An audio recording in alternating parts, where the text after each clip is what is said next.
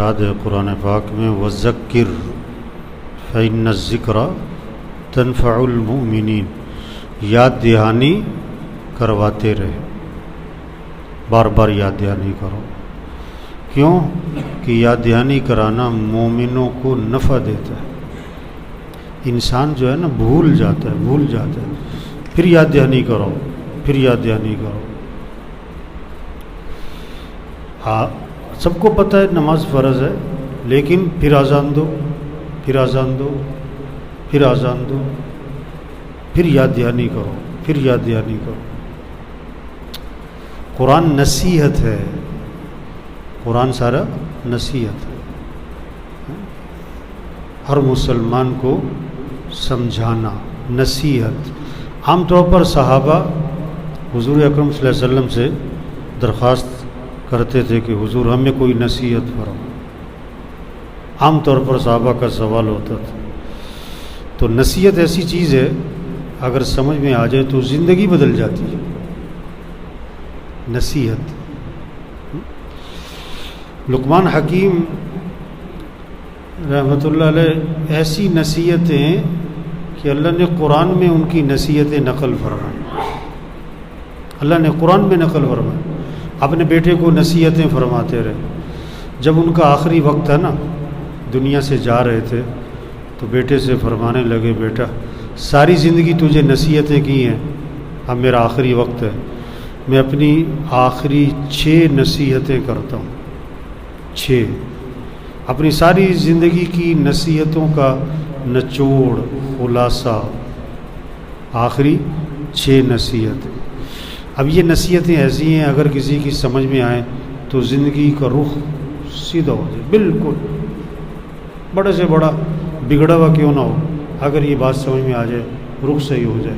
پہلی نصیحت فرمائی، پہلی نصیحت، بیٹا دنیا میں اپنے آپ کو اتنا مشغول کرنا، دنیا میں اپنے آپ کو اتنا مشغول کرنا جتنا تمہارا دنیا میں قیام باقی ہے۔ کہیں آدمی 3 دن کے لیے جاتا ہے، اس کے حساب سے تیاری کرتا ہے، کہیں 1 مہینے کے لیے جاتا ہے، اس کے حساب سے، کہیں 1 سال رہنا ہے، اس کے حساب سے۔ تو دنیا میں اپنے آپ کو اتنا مشغول کرنا جتنا تمہارا دنیا میں قیام باقی ہے۔ اب ایک سوال کرو، 100 آدمی ہے، تمہاری کتنی عمر ہو گئی؟ کتنی عمر ہو گئی؟ تو 100 جواب، 20 سال، 25 سال، 35 سال، 45، 55 سال، 75 سال، 80 سال، 90 سال۔ اب دوسرا سوال کرو، تمہاری کتنی زندگی باقی ہے؟ تو 1 جواب، پتہ نہیں جی، 1 منٹ کا پتہ نہیں۔ تو جب 1 منٹ کا پتہ نہیں تو پھر اپنے آپ کو کتنا پھنسانا ہے دنیا میں، کتنا اپنے آپ کو مشغول کرنا ہے۔ دوسری نصیحت کہ بیٹا آخرت میں جتنا تمہیں قیام کرنا ہے، آخرت میں جتنا قیام کرنا ہے اتنی آخرت کی تیاری کر لینا۔ جتنا آخرت میں قیام کرنا ہے اتنی آخرت کی۔ اب آخرت میں کتنا رہنا ہے جا کے؟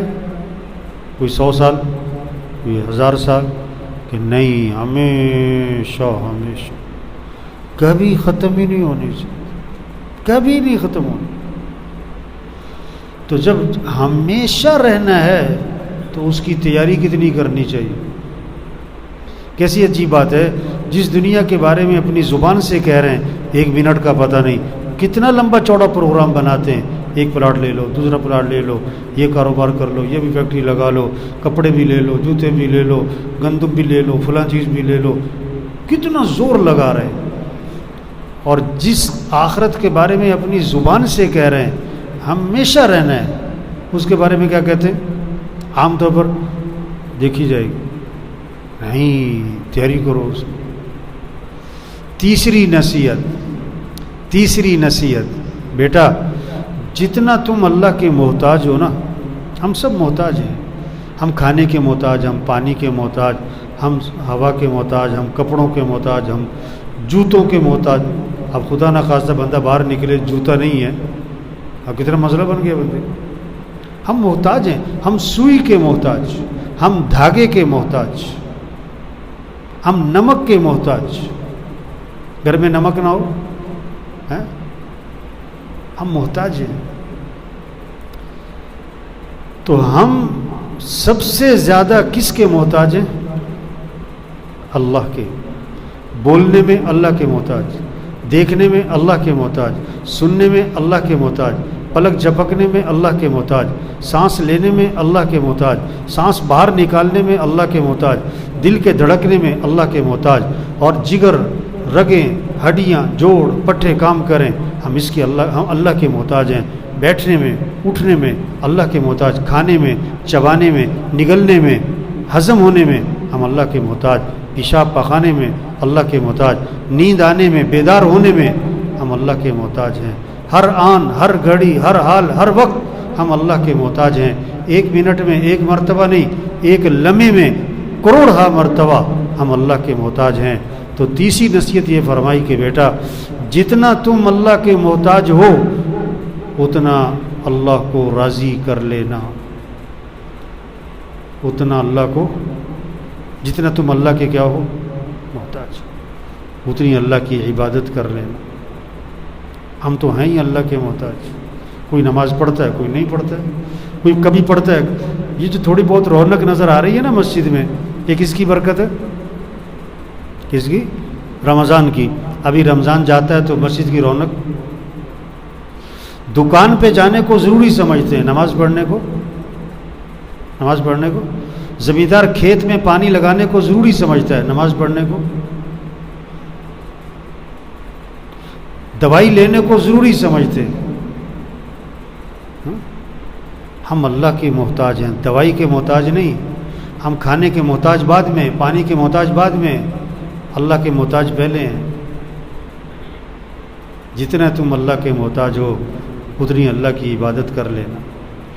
چوتھی نصیحت کہ بیٹا جب تک جہنم سے خلاصی کا یقین نہ ہو جائے, مرنے کے بعد یہ جنت ہے یا جہنم ہے, جنت میں گئے کامیاب, جہنم میں گئے ناکام, تو جہنم سے بچنے کی کوشش کرو, زور لگاؤ, پورا زور لگاؤ کہ میں جہنم سے بچ جاؤں.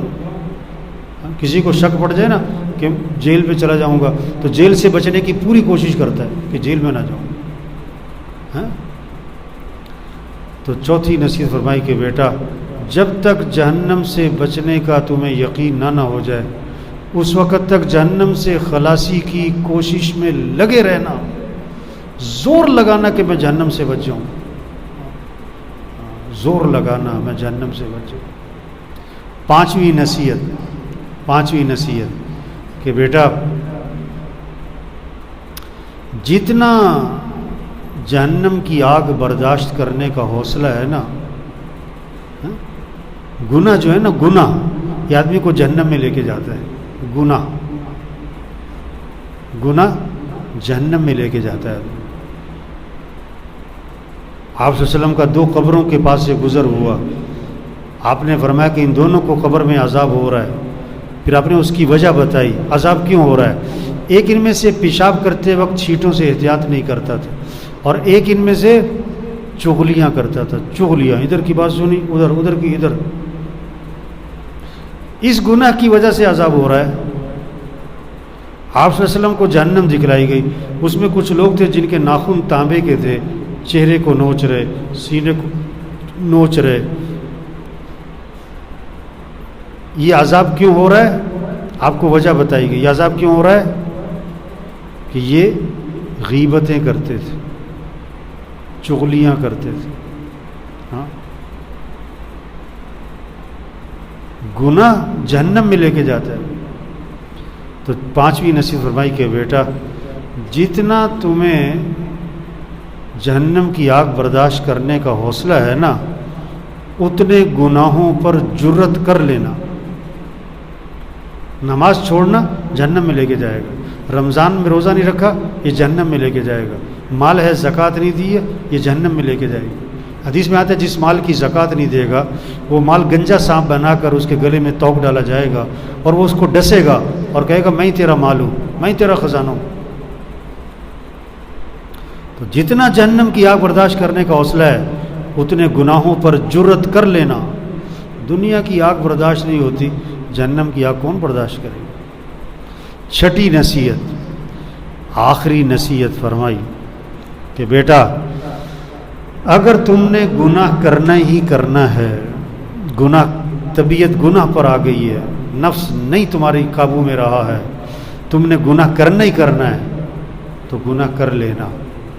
لیکن گناہ کرنے کے لیے کوئی ایسی جگہ تلاش کرنا. آدمی نے غلط کام کرنا ہو نا تو چھپ کے کرتا ہے.